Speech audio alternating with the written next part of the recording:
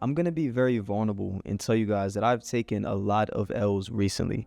And I probably shouldn't even be telling you guys half of this stuff, but I want to be as open and authentic as possible. I just recently got out of a pretty long relationship, and I thought that I was perfectly healed up, perfectly fine to get back into the dating scene.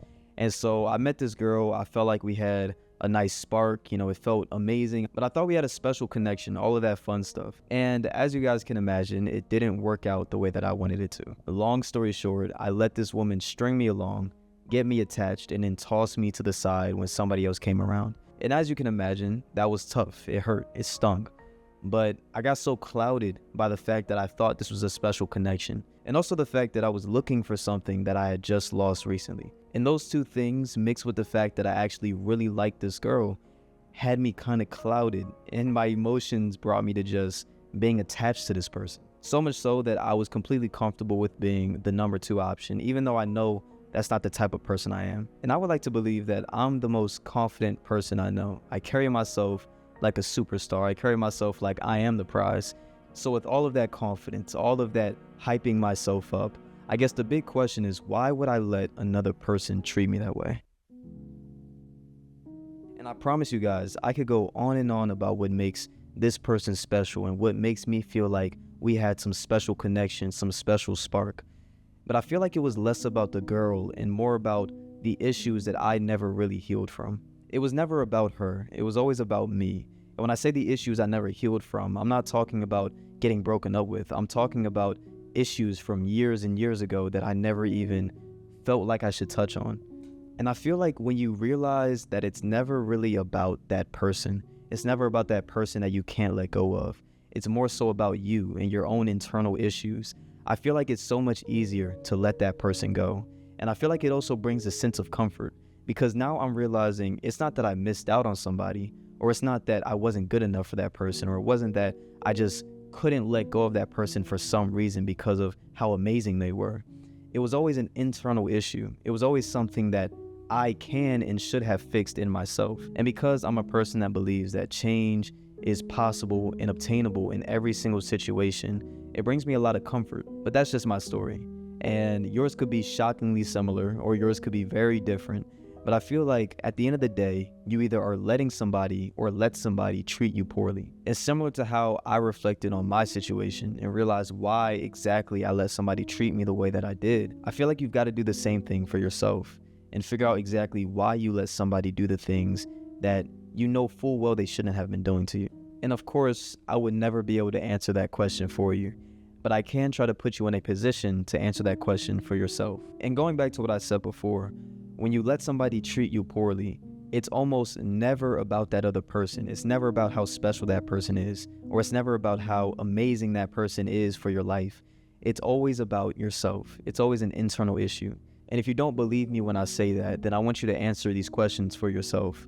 Did you let them treat you poorly because they were genuinely the best option for you? Because I seriously doubt that. I really doubt that, because if somebody was genuinely the best option for you, they wouldn't be treating you poorly to begin with. There's always going to be somebody out there that treats you the way that you deserve to be treated. Or did you let them treat you that way because you realize that you'll never find somebody like them again? I really doubt that one too, because out of 8 billion people in this world, you seriously think that there's going to be one person that doesn't treat you better than that person that treats you poorly. My main point with bringing all of that stuff up is to focus on the fact that it's almost always an internal issue when you let somebody treat you poorly. It's never about you not being good enough for that person or that person being way too good for you. It's always about an internal conflict that you haven't necessarily beaten yet. And like I said earlier in this video, in that story that I mentioned, I'm speaking from very recent experience. This is just a few days ago for me. I was a victim of all of that fun delusional stuff too. But of course, once that initial delusion fades and you're left with that realization of what actually happened, you start to think to yourself, why in the world would I let another person treat me that way? And why didn't I say anything about it? Why didn't I remove myself from the situation? Why did I let it go on for as long as I did? I feel like this is something that a lot of people don't necessarily think of. It's some situation that people get themselves into that turns into an inevitable cycle. And I feel like that's kind of confusing, so I'm going to use myself as an example.